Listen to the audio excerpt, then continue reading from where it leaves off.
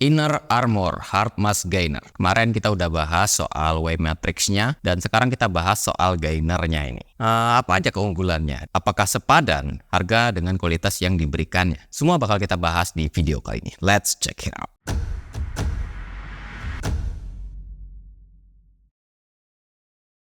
Nah, lama nih ya kita nggak review gainer. Untuk kemasannya di sini yang gue pegang ini adalah kemasan 6 lbs dan ini buat 8 kali minum. 2 kilo lebih ini cuma buat 8 kali minum 1 minggu lebih. Nanti gue bakal bahas soal itu. Sekarang kita bahas soal NutriFact yang ada di kemasannya ini. Perlu dicatat ya, gue di sini nggak bahas soal gainer, bukan whey. Kalau whey yang notabene itu yang rendah kalori, bukan. Ini gainer. Jadi rekomendasi takaran per servingnya di sini adalah 335 gram. Itu sudah mendapatkan 50-an gram protein dan 200-an gram karbo dan cuma 4 gram lemak. Wah, rendah juga lemaknya di sini. Dan gulanya 11 gram dan menyumbang 1250 kalori per servingnya tadi. Per servingnya itu 300 gram lebih tadi ya. Nah, dari NutriFact-nya tadi berarti didapat protein rasionya itu ada di kisaran 14%-an. Dan rasio protein karbo itu ada di angka 1:5. Yaps, kalau kita bahas soal gainer biasanya ya yang mendominasi adalah dari karbonya.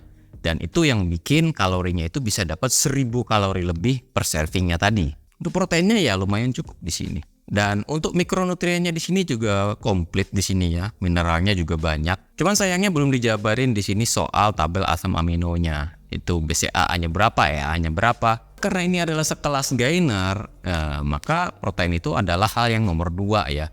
Yang dominannya tetap ada pada karbonya pastinya. Tapi jangan juga diremehin soal protein, karena ada beberapa orang yang membutuhkan gainer, mau mencukupi protein plus karbo dan kalori yang masih belum surplus. Nah, sekarang mari kita bahas soal komposisi yang digunakan di sini nih. Di sini ada sumber utama yaitu maltodextrin, sumber karbohidrat utama dan penyumbang kalori terbesar di produk ini. Nah, berikutnya ada bermacam-macam sumber protein dan di sini menggunakan 4 sumber protein yang punya time release yang berbeda-beda. Wah, ini unik nih ya.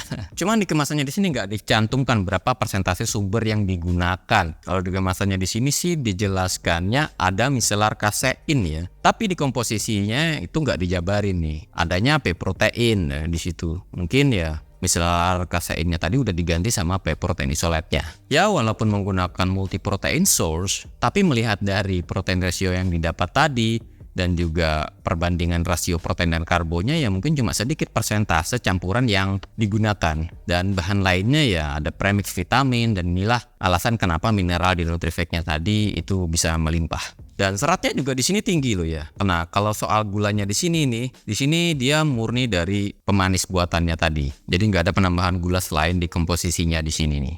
Makanya gula yang didapat itu bisa 11 gram dalam takaran 300-an gram penyajian tadi. 300 graman itu banyak loh ya.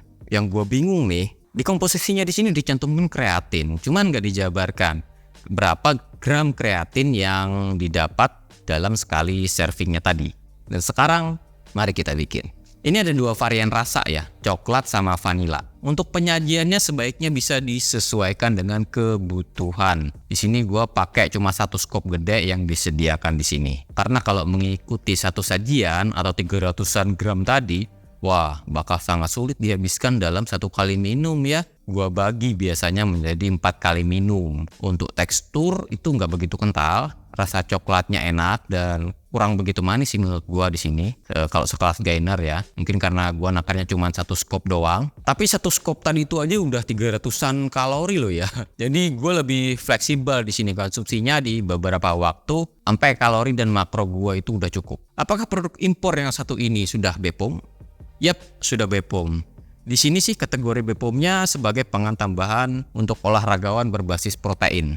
Cuman untuk kehalalan produknya belum tertera di kemasannya sini. Dan untuk analisis labnya gue dapat dari tim sana dan bisa kita lihat kalau hasil konversi ya, kalau udah kita konversi baik itu karbo, fat, kalori itu ternyata sesuai dengan yang ada di labelnya ini. Cuman untuk proteinnya sedikit di bawah label tapi itu masih tetap batas aman aturan BPOM karena itu masih sesuai dengan margin safety-nya. Dan saatnya kita kasih tahu harganya nih. Untuk kemasan 6 lbs ini harganya sudah gue jabarin di bawah sini ya.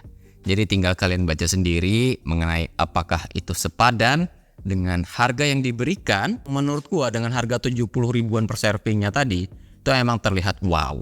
Tapi ini sekelas gainer ya, yang berprioritas ada pada karbo untuk menunjang kalori harian. Rasio protein karbo yang diberikan oleh gainer ini ada di 1:5, yang tentunya lebih banyak karbonya ketimbang proteinnya. Jadi di sini gua nggak bisa mematok harganya dengan serving size, karena takaran dan kebutuhan tiap orang itu berbeda-beda.